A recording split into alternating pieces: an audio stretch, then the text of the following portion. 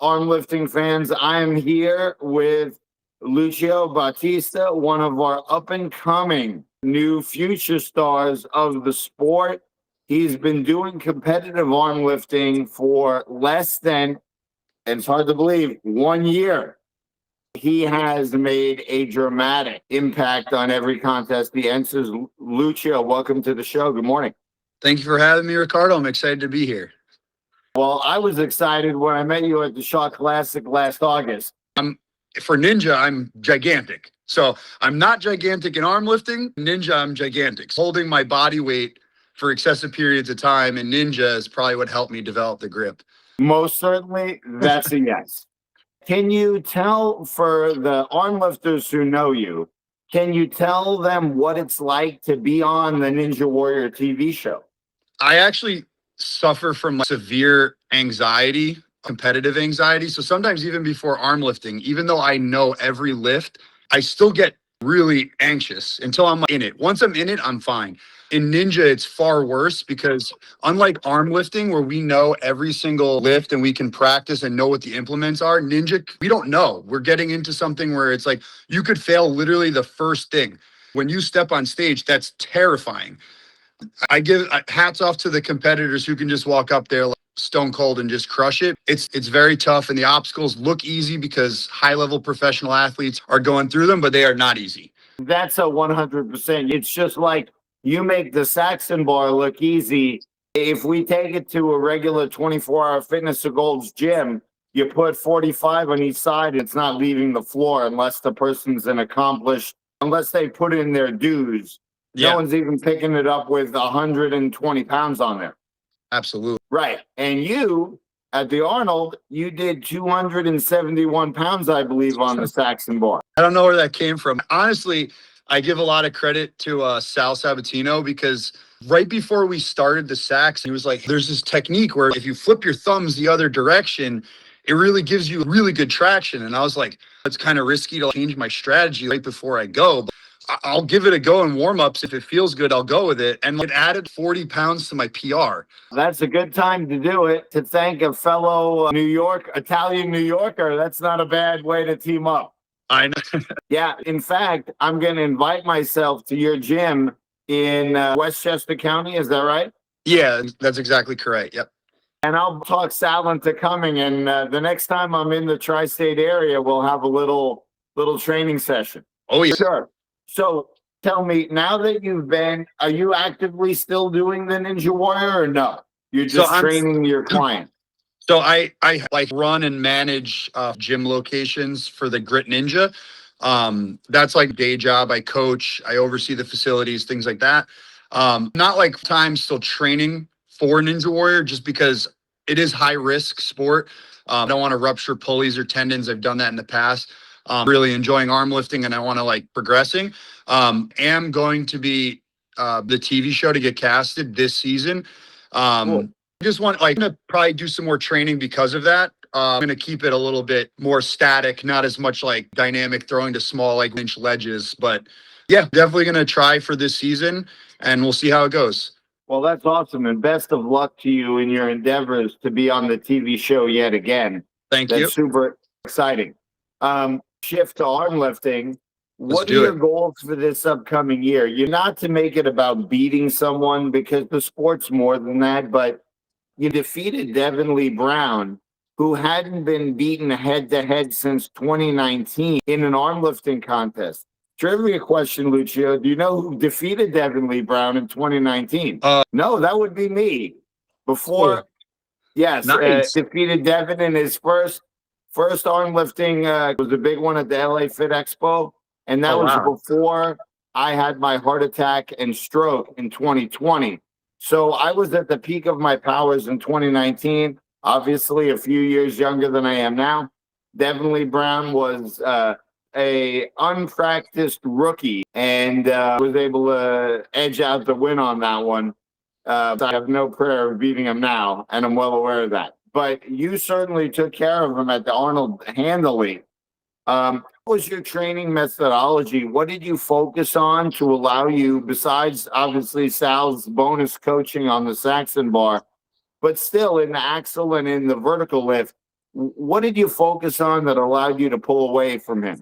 So the vertical bar, especially with Devin Lee, he's like one of the best in the world regardless on that. I think he got a little injured earlier in the day on the axle, and I think that probably compromised both his Saxon and his vertical bar. So it's kind of hard to know for sure. Like, he would have been a lot closer, so I can't look at that as like runaway victory, because I know if he was in full form, that would have been a lot different. I just saw him and competed with him again, and he's put on like size and has been looking really strong. So I was really happy to see that.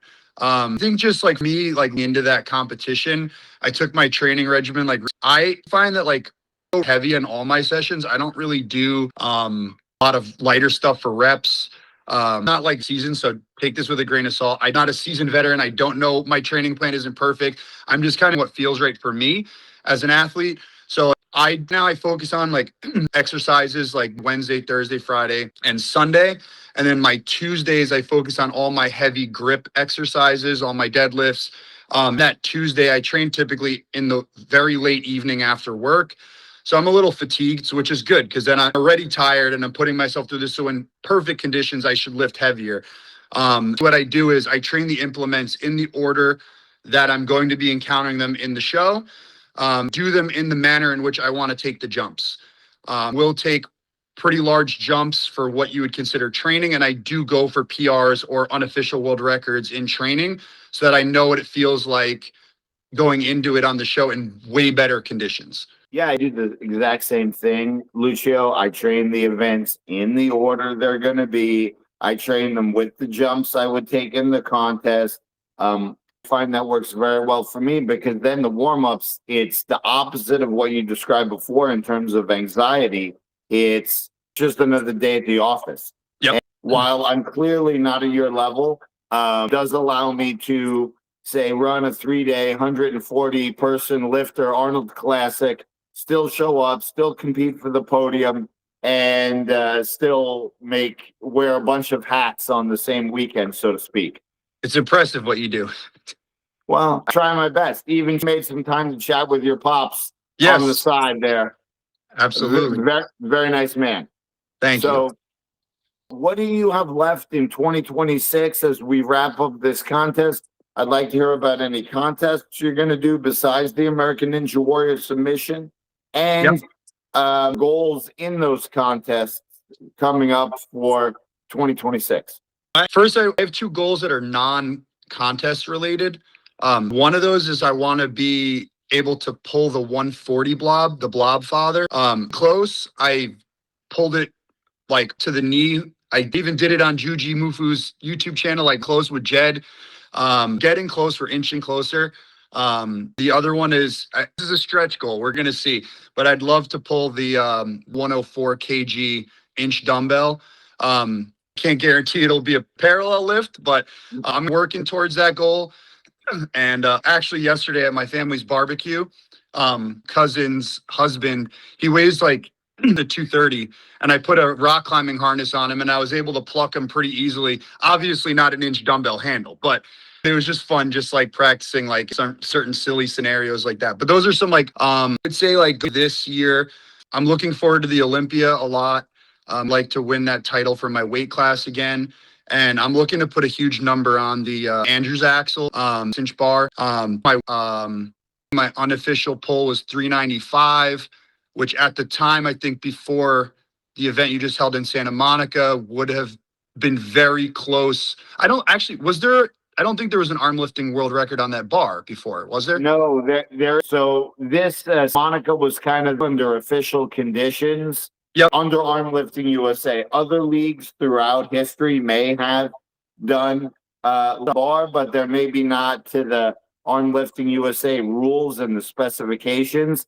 But I can assure you, in Las Vegas, whatever the of us pulled that are records for now, they'll be up for grabs in Las Vegas, sure, at the World Championships. Maybe I'd like to take down Carl, but that's going to take some practice and some training, because I 11 the other night just in training.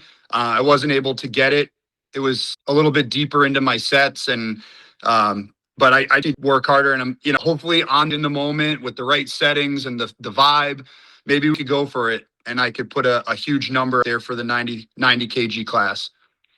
Anything over 400 is a huge number for any weight class. We saw Alexi miss 418, and he doesn't miss very often in competitions. And he made a very solid 396 with his typical like nod to the like Alexi does. But 418 had him slammed back to planet Earth. So anyone of any body weight in the 400-pound weight category on that axle, that is most certainly no joke, let alone a guy trying double body weight on that. That is unbelievably impressive. So we're gonna do it. So I hope everybody who watches this can tune in and watch that live stream, because I'm not kidding. I'm coming for a ridiculous number on that lift. So well, look forward to being the one to announce it and possibly referee it as well. Oh yeah. I think we end the interview with that, because what bigger thing, a double body weight, 400, and you, sir, unbelievable. Thank you. Thank you for joining me this morning, Lucio. It's a meant what I said. I am going to drag Sal up there next time I'm on the East Coast. I'm coming. Let's do it. And thank you for all that you do for the sport and for growing it and for making this stage for all of us as athletes. I appreciate everything you do.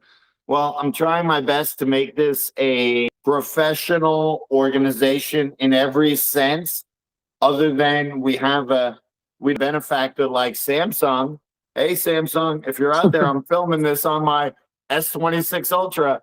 You know, it would to have prize money for the top athletes, have travel expenses, to have paid for, to get bigger venues. I know in my heart that this is something, especially in the last man standing elimination format, that this is an activity that I would love to watch.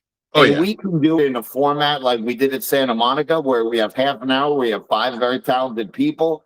We eliminate down to, in this case, just Carl.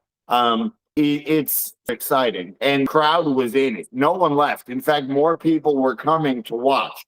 And I know if given the right venue, we can feature people like you and Devin Lee Brown and Eric all together and have a middleweight battle royale, so to speak. Awesome. That sounds epic. Can't wait. Keep waiting for it. I'm trying my Lucio. Thank you. Well, you have a great work week. Thank you. Thanks again for being here. And I'll see you in Vegas. All right. Look forward to it. I'll see you soon, Ricardo. Have a great day.